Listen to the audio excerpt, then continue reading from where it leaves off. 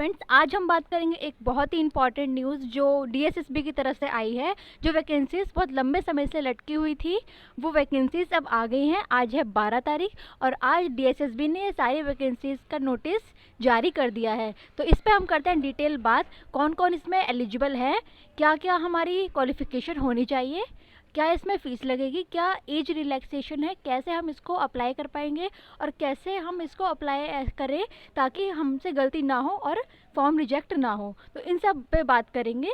तो इसके लिए हम देखते हैं इसका ऑफिशियल नोटिफिकेशन। तो इसमें आप देख रहे हैं ये Delhi subordinate service selection board की तरफ से यानी कि डीएसएसपी की तरफ से वैकेंसीज आई हैं। ये टीजीटी, पीआरटी, असिस्टेंट टीचर, पटवारी और क्लर्क की पोस्ट हैं।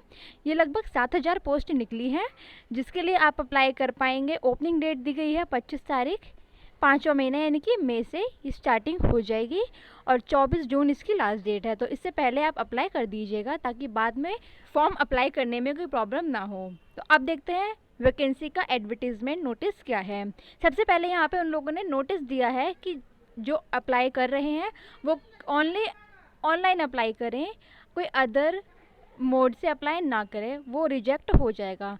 कई लोग ईमेल भेजें, कहीं अपना कोई लेटर भेजें जिसमें अपनी क्वालिफ़िकेशन बताएं और जो भी लेटर्स वो भेजें तो वो सब रिजेक्ट हो जाएगा। तो ऐसा मत कीजिएगा, सिर्फ ऑनलाइन ही हमको अप्लाई करना है। इसकी ओपनिंग डेट और क्लोजिंग डेट पे हमने बात कर ली है।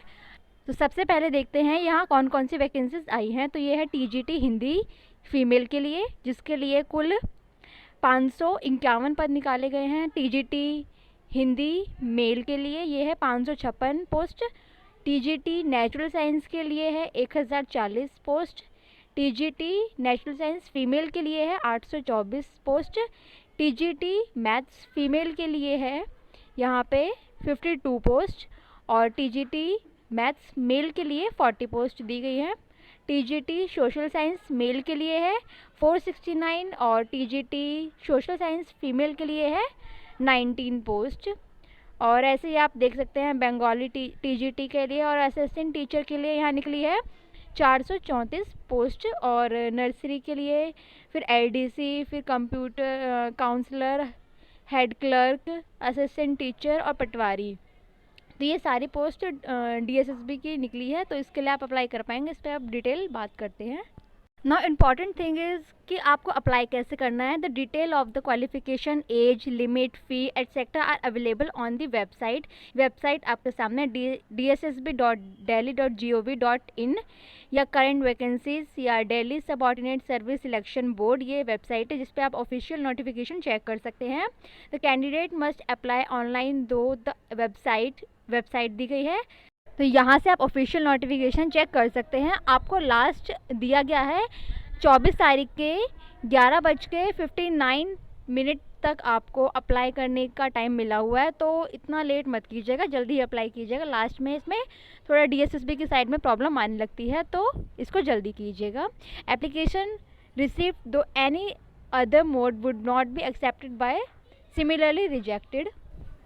तो अब तक हमने ये बात कर ली कि कहाँ से अप्लाई करना है, कैसे अप्लाई करना है, कब तक अप्लाई करना है, कब से शुरू करना है और लास्ट टाइम क्या है। तो अब हम देखते हैं हर वैकेंसी की डिटेल्स की, इनकी क्वालिफ़िकेशन और अदर डिटेल्स क्या हैं।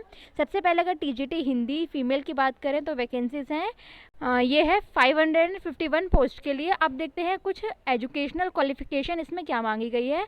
तो टीजीटी के सारे पोस्ट के लिए बस सब्जेक्ट अलग हो जाएगा, बाकी सेम क्वालिफिकेशन रहेगी। जैसे टीजीटी हिंदी में हमारा सब्जेक्ट अगर हिंदी लिटरेचर है तो टीजीटी हिंदी के लिए अप्लाई कर पाएंगे। इसके साथ ही सेकंड लेवल का सीटेट आपका क्लियर हो और अगर आप असिस्टेंट प्राइमरी टीचर के लिए अप्लाई कर रहे हैं तो सीटेट फर्स्ट लेवल वाला क्लियर मस्ट है यहाँ पे। तो सीटेट क्लियर होने पर ही आप इन वैकेंसीज़ के लिए अप्लाई कर पाएंगे। तो इसके बाद आपकी बीएड और बीए और सीटेटी तीनों क्वालिफ़िकेशन मस्ट है। तो ये जो क्वालिफ़िकेशन है आपकी डिग्री आपके हाथ में होनी चाहिए, मार्क्स आपके हाथ में होने चाहिए, तभी आप इसको अप्लाई कर पाएंगे। तो इसका आप ध्यान रखिएगा। नेक्स्ट आप देख रहे हैं यहाँ पे एक्सपीरियंस। कई लोग पूछ रहे थे कि एक्सपीरियंस कितना होना चाहिए। तो डीएसएसबी के पोस्ट के लिए एक्सपीरियंस ज़रूरी नहीं होता है। पे स्केल की बात करें तो आप देख सकते हैं काफ़ी अच्छा पे स्केल है यहाँ पे। अगर एज लिमिट देखें तो टीजीटी के सारी पोस्ट के लिए 32 ईयर्स से कम की एज के लोगों को प्रेफर किया गया है। और अगर आप किसी कैटेगरी से बिलोंग करते हैं तो रिलैक्सेशन मिल जाएगा। तो ये सारी बातें टीजीटी के लिए। अगर आप किसी और सब्जेक्ट की टीजीटी के लिए भी अप्लाई कर रहे हैं, जैसे टीजीटी नेचुरल साइंस, तो उसके लिए आपको 3 साल जो है वो बीएससी के होने चाहिए, और बाकी सीटेट और बीएड जो है वो मस्ट है। नेक्स्ट देखते हैं अदर जो कौन कौन सी वैकेंसी आई है, उस पर भी एक बार बात करते हैं। बाकी टीजीटी की पोस्ट की हमने बात कर ली। अब देखते हैं असिस्टेंट टीचर नर्सरी की पोस्ट। ये डायरेक्टर ऑफ एजुकेशन की तरफ से पोस्ट आई है। इसमें टोटल 74 पोस्ट आई हुई है। क्वालिफिकेशन की बात करें तो आप क्वालिफिकेशन अपने अकॉर्डिंग देख सकते हैं। इसमें भी बीएड और जो डीएलएड होता है उसको मस्ट माना गया है, और इसके बाद आपका सीटेट जो है फर्स्ट लेवल पे क्लियर होना चाहिए। एक्सपीरियंस देखें तो इसमें एक्सपीरियंस की कोई ज़रूरत है नहीं, और पे स्केल भी आप देख रहे हैं यहाँ पे अच्छा है, और एज लिमिट आपको दी गई है 30 इयर्स। तो टीजीटी के लिए 32 इयर्स थी, और यहाँ पे 30 इयर्स से बिलो है। और अगर आप किसी कैटेगरी से बिलोंग करते हैं तो यहाँ भी आपको रिलैक्सेशन मिल जाएगा। हाँ, ये बात इम्पॉर्टेंट है। अगर आप ओबीसी हैं और कहीं अदर स्टेट के आप सर्टिफिकेशन रखते हैं, कहीं अदर स्टेट से बिलोंग करते हैं, तो वो आपका यहाँ पे मान्य नहीं होगा। अगर आप 1993 से दिल्ली में रह रहे हैं और यहीं से आपका ओबीसी का सर्टिफिकेशन है, तो ही आप दिल्ली के ओबीसी माने जाएंगे, तभी आपको ये रिलैक्सेशन मिलेगा। अब देखते हैं कुछ इंपॉर्टेंट पॉइंट्स बताए हुए हैं कि कैसे अप्लाई करना है। तो the candidate must apply online, तो ऑनलाइन अप्लाई करना है, आपको वेबसाइट दे दी गई है। और benefit of reservation of various category जैसे SC, ST, OBC, EWS, PWD and other special category candidate shall be given as per the policy of government of NCT of Delhi. तो जो एनसीटी ऑफ दिल्ली की जो पॉलिसीज़ हैं उसके according ही आपको reservation मिलेगा। तो उस पर आप डिटेल में, इसकी जो लिंक है इस पीडीएफ की, वो आपको डिस्क्रिप्शन में दे दी जाएगी, आप वहाँ से एक बार चेक कर सकते हैं। नेक्स्ट बताएगा the successful candidate will be required to submit eligible self attested copy of the documents, admit card containing signature of the invigilator along with the hard copy of printout of online application form in OARS at the time of verification of document। जब आपका verification होगा तो इसकी सबकी आपको hard copy रखनी है, तो इसमें बताया गया है।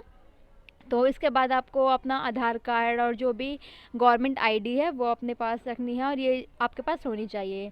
उसके बाद यहाँ पे फीस बताई गई है कि अगर आप एससी, एसटी और पीडब्ल्यूडी कैटेगरी से हैं तो आपकी फ़ीस नहीं लगेगी। अगर आप वुमेन हैं तो आपकी फ़ीस नहीं लगेगी, और जनरल कैटेगरी से हैं, मेल है, तो आपको 100 रुपीज़ पे करने होंगे। तो कुछ ज़्यादा अदर पोस्ट की तरह यहाँ पे फ़ीस नहीं मांगी गई है, बहुत ही जनरल, बहुत ही कम है, तो ये फिर भी ठीक है डीएसएसबी। अब आपके मन में क्वेश्चन होगा कि इसका एग्ज़ाम क्या होगा, इसका सिलेबस क्या होगा, तो इस पर भी हम बात कर लेते हैं।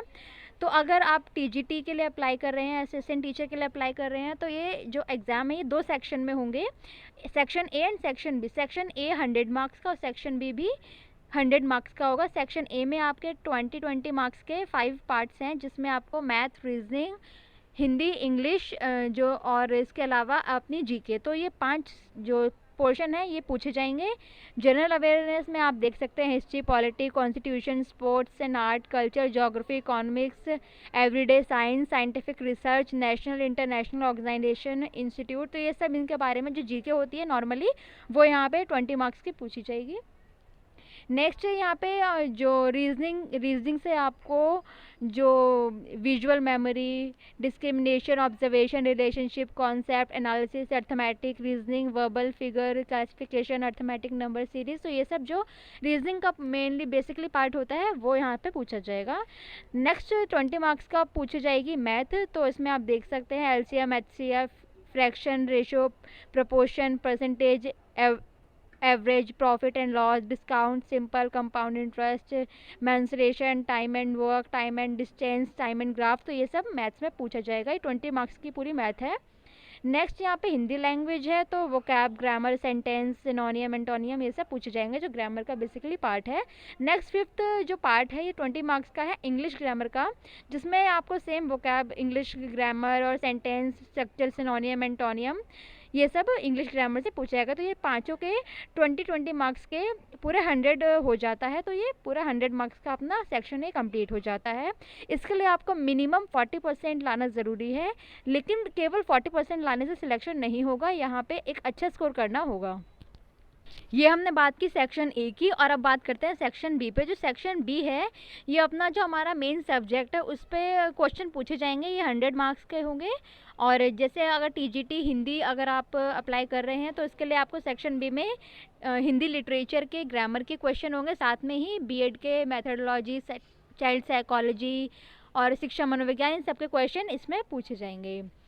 तो इसके अलावा अगर आपने क्लर्क, काउंसलर और पटवारी के लिए अप्लाई करना है तो इसका भी आप डिटेल नोटिफिकेशन में चेक कर सकते हैं इसकी और कौन कौन सी एलिजिबिलिटीज़ हैं। नेक्स्ट हम देखते हैं कि इसमें मेन एलिजिबिलिटी क्या रखी गई है। तो यहाँ बोला गया है कि जो कैंडिडेट है वो इंडिया का सिटीज़न होना चाहिए, मतलब कि किसी भी स्टेट से अगर आप बिलोंग करते हैं तो अप्लाई कर सकते हैं, आप एलिजिबल हैं।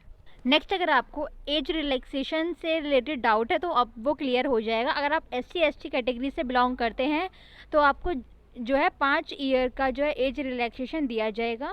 मतलब अगर आप TGT के लिए अप्लाई कर रहे हैं तो 32 साल जो है वो वहाँ एज दी गई है, तो यहाँ आपको 32 + 5 तो यहाँ 37 साल का आपको रिलैक्सेशन हो रहा है कि आप 37 ईयर तक अप्लाई कर सकते हैं।